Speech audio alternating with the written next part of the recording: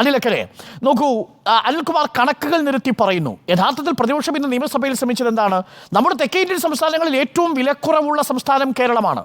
ശരിയാണ്, ദേശീയ വ്യാപകമായി തന്നെ പച്ചക്കറികൾക്കും സാധനങ്ങൾക്കും വില കൂടി നിൽക്കുന്നു. നാഷണൽ ഇൻഫ്ലേഷൻ റേറ്റിനേക്കാൾ കുറവാണ് കേരളത്തിൻ്റെത്.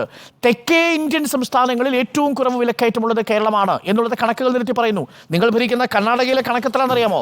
6.11. ഇപ്പോൾ കേരളത്തിൻ്റെ കണക്ക് എത്രയാണെന്നറിയാമോ? 5.47.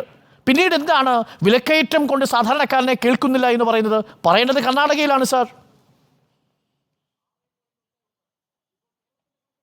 അല്ലെ, കർണാടകയിലെ വിലക്കയറ്റത്തിൻ്റെ ശതമാനത്തിൻ്റെ കണക്കാണ് മന്ത്രി പറഞ്ഞത്. ഇവിടെ 60 രൂപയ്ക്ക് വിൽക്കുന്ന തക്കാളി, ആ തക്കാളി കർണാടകയിൽ വിറ്റിരുന്നത് എത്രയ്ക്കാണ്, ഇപ്പോൾ വിൽക്കുന്നത് എത്രയ്ക്കാണ് എന്ന് നോക്കിയാൽ അതിൻ്റെ ശതമാനത്തിൻ്റെ കണക്ക് മനസ്സിലാക്കാൻ കഴിയും. മൈസൂരിലെ മാർക്കറ്റിൽ നിന്നും അതുപോലെ തന്നെ തമിഴ്നാട്ടിലെ പൊള്ളാച്ചിയിലെയും ഒട്ടൻചിത്രത്തിലെയും മാർക്കറ്റിൽ നിന്നുമാണ്, തമിഴ്നാട്ടിലെയും കർണാടകത്തിലെയും മാർക്കറ്റിൽ നിന്നാണ് കേരളത്തിലേക്ക് ഈ പച്ചക്കറികൾ മുഴുവൻ വരുന്നത്. അപ്പോൾ അവിടെ സ്വാഭാവികമായും അവിടെ കുറഞ്ഞ നിരക്കിൽ നിന്നിരുന്ന സാധനത്തിന് അല്പം വില കൂടിയപ്പോൾ അതിൻ്റെ ശതമാനത്തിൻ്റെ കണക്കിൽ വ്യത്യാസം വന്നിട്ടുണ്ടാകാം. പക്ഷേ ഇവിടുത്തെ സ്ഥിതി വ്യത്യസ്തമാണ്. ഇവിടെ 60 രൂപയിൽ നിന്നും ഒരു ഘട്ടത്തിൽ 100 രൂപയ്ക്കൊക്കെ തക്കാളി പോയൊരു സാഹചര്യം നിൽക്കുന്നുണ്ട്. അപ്പോൾ ആ ശതമാന കണക്ക് വെച്ചുകൊണ്ടാണ് ഇവർ സംസാരിക്കുന്നത്. യഥാർത്ഥത്തിലുള്ള വിലയുമായി ബന്ധപ്പെട്ടുകൊണ്ടുള്ള ഇവരുടെ സംസാരം നടക്കുന്നത്. ഒന്നാമത്തെ കാര്യം, ഇവിടെ കേരളത്തിലെ സാധാരണക്കാരെ എൻ്റെ ആണെങ്കിലും അരുണിൻ്റെ ആണെങ്കിലും വീടുകളിലൊക്കെ വൈകുന്നേരവും രാവിലെയും ഉച്ചയ്ക്കും ഈ ശതമാനത്തിൻ്റെ കണക്ക് പറഞ്ഞിരുന്നാൽ നമ്മുടെ പ്ലേറ്റിൽ അരിയും അതുപോലെ തന്നെ ഭക്ഷണം കഴിക്കാനുള്ള ഭക്ഷണ സാധനങ്ങളും വരില്ലല്ലോ. അപ്പൊ അതിന് പ്രായോഗികമായ രീതിയിൽ എന്തൊക്കെ ചെയ്യാൻ കഴിയും എന്നതിനെ കുറിച്ചാണ് ചിന്തിക്കേണ്ടത്. പക്ഷെ അവിടെയാണ് ചോദിക്കുന്നത്, ആ അരി കേന്ദ്രവിഹിതം വെട്ടിക്കുറച്ചപ്പോൾ നിങ്ങളൊരു അക്ഷരം മിണ്ടിയോ കമാന്ന്? അല്ല, അതൊക്കെ രാഷ്ട്രീയമായി ഇപ്പൊ പറയുന്ന കാര്യങ്ങളാണ്. കേന്ദ്രത്തിനെതിരായുള്ള സമരവും കേന്ദ്രം അരി വെട്ടിക്കുറച്ചപ്പോൾ ഉണ്ടായ വിഷയത്തിലൊക്കെ ഞങ്ങളൊക്കെ സമരങ്ങളും മറ്റു കാര്യങ്ങളൊക്കെ നടത്തിയിട്ടുണ്ട്. ഇപ്പോൾ കേന്ദ്രവുമായി ഏറ്റവും കൂടുതൽ ചങ്ങാത്തം ആർക്കാണ് എന്നതിനെക്കുറിച്ചൊക്കെ ഞാൻ പറയാത്തതിൻ്റെ ഒരു രാഷ്ട്രീയമായ വിഷയമല്ലാത്തതുകൊണ്ട് ഞാൻ അതിലേക്ക് കടന്നു പോകുന്നില്ല. അതിനൊക്കെ കൃത്യമായ ധാരയുമായി പോകുന്ന ആളുകളാണ് ഇപ്പോൾ അതുമായി ബന്ധപ്പെട്ട് പറയുന്നത്. നമ്മുടെ മുന്നിലുള്ള യഥാർത്ഥ പ്രശ്നം എന്താണ്? കഴിഞ്ഞ 5 വർഷക്കാലം കേരളത്തിൻ്റെ സാമ്പത്തിക മേഖല ഉണ്ടായ തകർച്ച, കാർഷിക മേഖലയിൽ ഒരുപാട് പദ്ധതികൾ, കൃഷി വകുപ്പുമായി ബന്ധപ്പെട്ട് തുടങ്ങിയ ഒരുപാട് പദ്ധതികൾ നമ്മുടെ സംസ്ഥാനത്ത് നടപ്പിലാക്കി. ഒന്നും വിജയകരമായ രീതിയിൽ മുന്നോട്ട് പോകാൻ കഴിഞ്ഞില്ല. സമ്പൂർണ്ണമായി സ്വാശ്രയത്വം പച്ചക്കറി മേഖലയിൽ കൈവരിക്കാൻ വേണ്ടി നിരവധിയായ പദ്ധതികൾ നടപ്പിലാക്കി. എന്തിനേറെ സെക്രട്ടേറിയറ്റ് വളപ്പിൽ പോലും ഓണത്തിന് കിട്ടാൻ കഴിയുന്ന രീതിയിൽ പച്ചക്കറി നടാൻ തീരുമാനിച്ചു.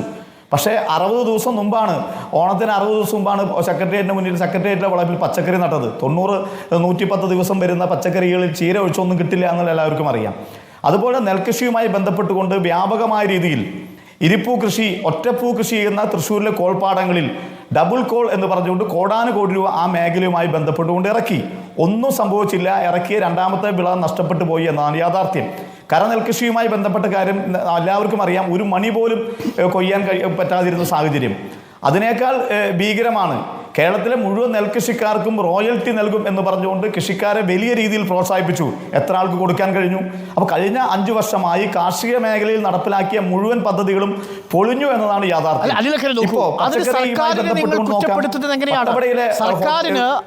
ഉദാഹരണത്തിന് താങ്കൾ വട്ടവടയിലെ കാര്യം പറഞ്ഞല്ലോ. കൃഷി വകുപ്പിന് കൊടുക്കേണ്ട പണം, അതിന് കേന്ദ്ര സർക്കാരിൽ നിന്ന് വായ്പ കിട്ടേണ്ട പണം, ഇത് തമ്മിലൊരു വലിയ അന്തരമുണ്ട്. നമ്മുടെ മുന്നിൽ കണക്കുണ്ടല്ലോ. ഭക്ഷ്യസുരക്ഷാ പദ്ധതിക്ക് 790 കോടി രൂപ കേന്ദ്ര സർക്കാർ കൊടുത്തിട്ടില്ല. നോക്കൂ, ഇത് വളരെ പ്രധാനപ്പെട്ട കാര്യമാണ്. 500 കോടി രൂപ കൃഷി വകുപ്പിന് കൊടുത്തിട്ടില്ല സംസ്ഥാന സർക്കാർ എന്ന് പറയുമ്പോൾ കേന്ദ്രം നൽകാനുള്ള തുക വളരെ പ്രധാനപ്പെട്ടതാണ്. ആ തുകയെക്കുറിച്ച് നിങ്ങളൊരക്ഷരം മിണ്ടുന്നില്ല. കേരളത്തിൽ എവിടെയാണ് സാർ സ്വന്തമായിട്ടുള്ള വരുമാനം? തനത് നികുതി വരുമാനത്തിൽ 60% വർധനയുണ്ടായെന്ന് ധനമന്ത്രി പറയുന്നു.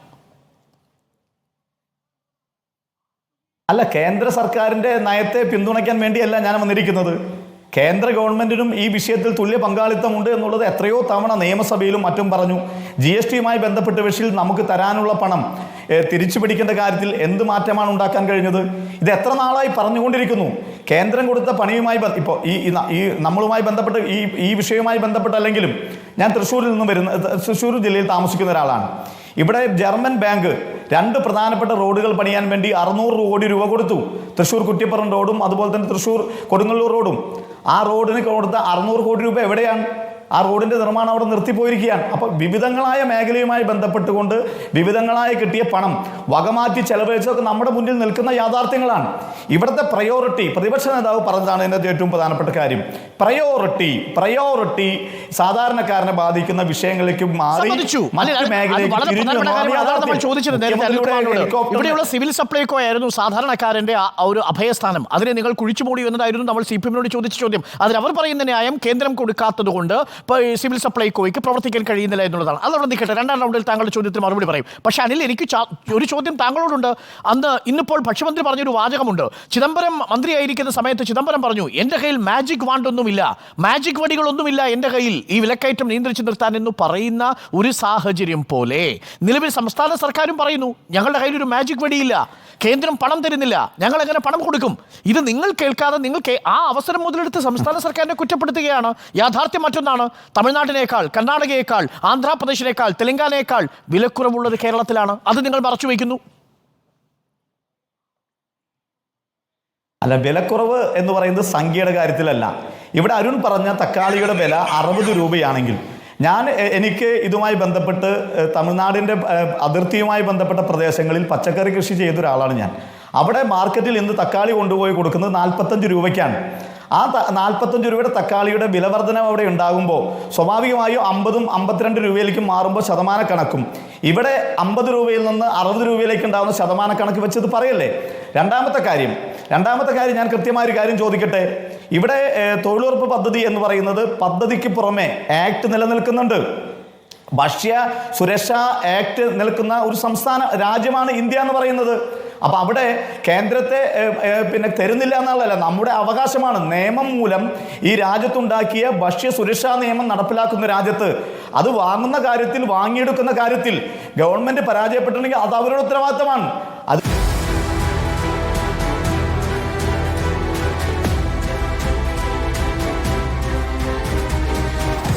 Debate with Arun Kumar.